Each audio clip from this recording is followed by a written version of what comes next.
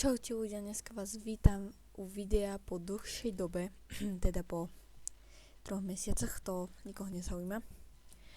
Dneska si pozrieme včerajší zápas Portugalsko versus Španielsko a pozrieme si také najlepšie momenty a budeme ich hodnotiť.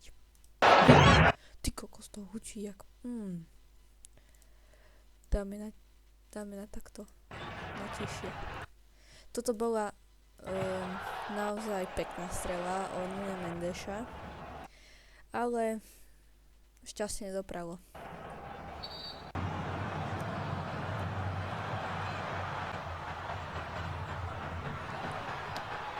Tu malo Španielsko tiež šancu, ale niekto trafil to do kukurice, no, čo vám poviem.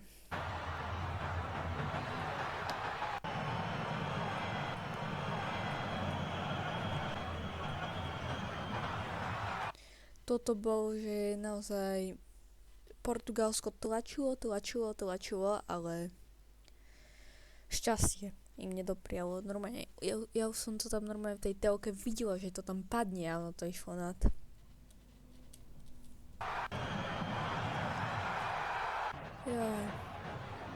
Tu máme takého Lamine Yamala.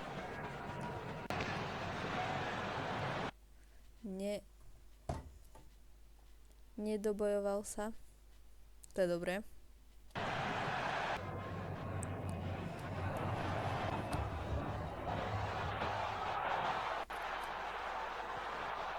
Toto mohol byť gól, lenže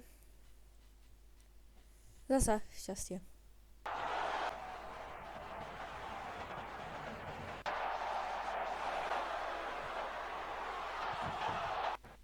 Musím uznať, že portugalský brankár vychytal veľmi veľa takýchto šancí a naozaj pustil len jeden gól. A zasa španielský ten brankár nechytal on až tak dobre, ale chytalo šťastie. Tu vidíme, jak pekne chytal portugalský brankár.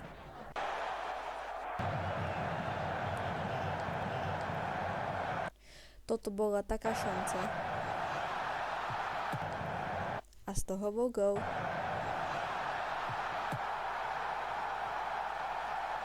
Naozaj bolo tam pekne uvoľnený hráč. Pekná prihrávka.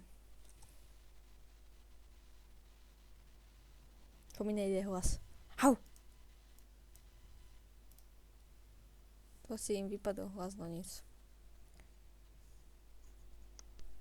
Tu sa tešili z víťazstva. Je mi aj ľúto toho Ronalda, lebo naozaj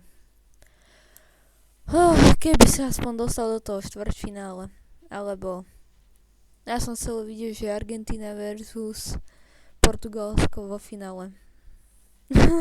No nic.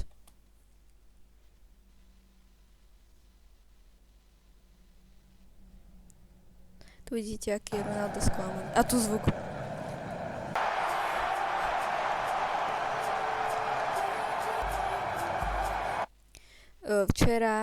Prevčerom vypadol Neymar, včera vypadol Ronaldo a keď dneska vypadne Messi, tak to bude.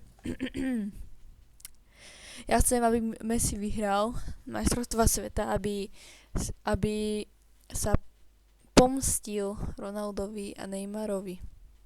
Lebo on sa s ním veľmi dobre pozná, tak aspoň nech to vyhrá ten Messi.